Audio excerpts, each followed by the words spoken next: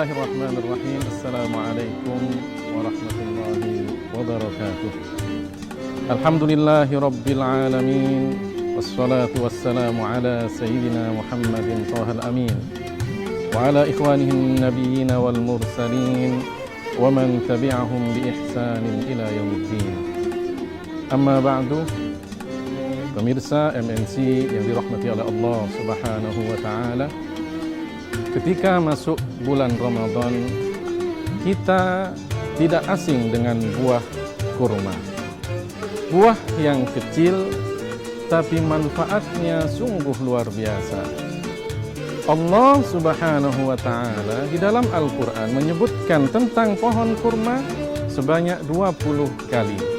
Di antaranya cerita tentang Sayyidatuna Maryam, ibunda dari Nabi Isa alaihissalam. Ketika ingin melahirkan, disebutkan di dalam Al-Quran, wa huzzi ilaiki bi jid'in nakhlati tusaqit 'alaiki rutaban janiyya. Dan goyangkan, gerakkan pohon kurma yang di dekatmu, maka akan jatuh berguguran kurma-kurma yang matang untukmu. Allah Subhanahu wa ta'ala memberikan keutamaan pada pohon kurma dan buah kurma.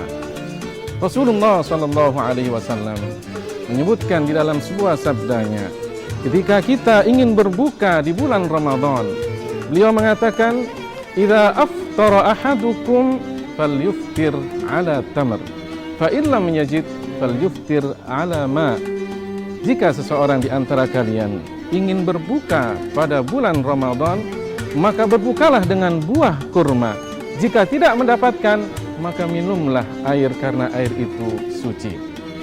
Pemirsa MNC yang dirahmati oleh Allah Ta'ala, kenapa Rasulullah Sallallahu Alaihi Wasallam menganjurkan kita untuk berbuka dengan buah kurma? Karena kurma yang kecil mempunyai khasiat yang luar biasa. Ada protein, karbohidrat, vitamin, zat gula, dan yang lainnya dibutuhkan oleh tubuh kita setelah kita seharian berpuasa. Allah Subhanahu wa ta'ala menjadikan kurma mempunyai keistimewaan. Rasulullah Sallallahu Alaihi Wasallam di dalam sebuah sabda riwayat Al-Imam Muslim, beliau mengatakan, la yaju'u ahlu baitin 'indahu tamr. Tidak akan pernah satu rumah tangga merasakan lapar jika dia mempunyai kurma.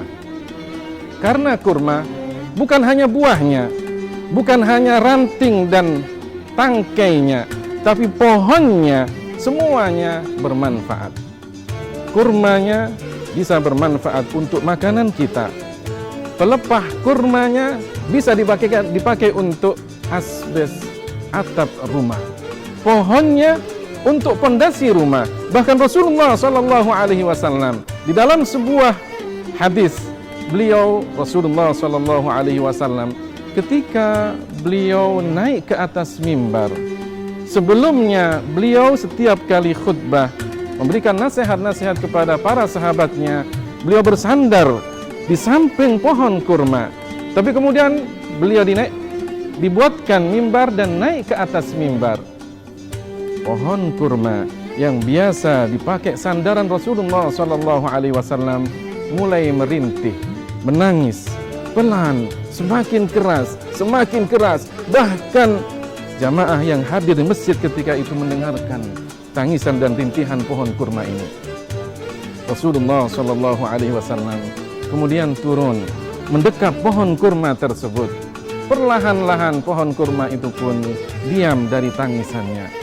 Rasulullah Sallallahu Alaihi Wasallam mengatakan, seandainya saya tidak mendekapnya, maka pohon kurma itu akan terus menangis sampai hari kiamat.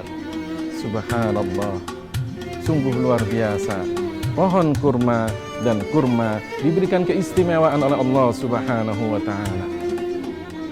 Dalam sebuah hadis, Rasulullah Sallallahu Alaihi Wasallam menyebutkan, ittaqun nar walau bisyiqqi tamrah.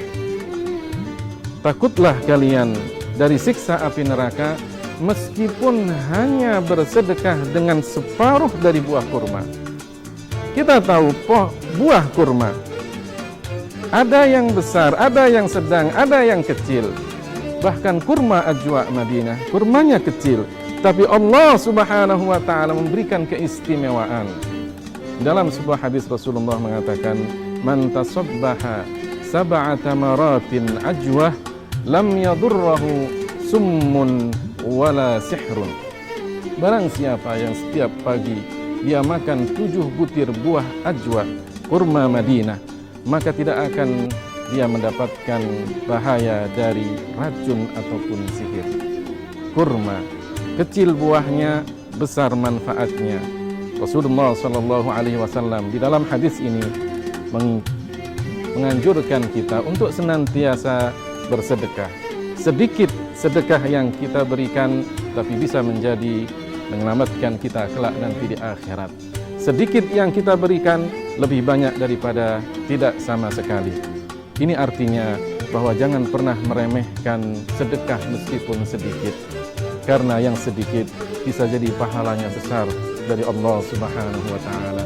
Sebaliknya, jangan pernah meremehkan dosa meskipun itu kecil, karena yang kecil jika kemudian terus dilakukan maka akan menjadi dosa yang besar. Para pemirsa MNC yang dimuliakan oleh Allah taala, sedikit tausiah yang saya sampaikan mudah-mudahan bermanfaat. Hadanallahu wa iyyakum ajma'in. Assalamualaikum warahmatullahi wabarakatuh.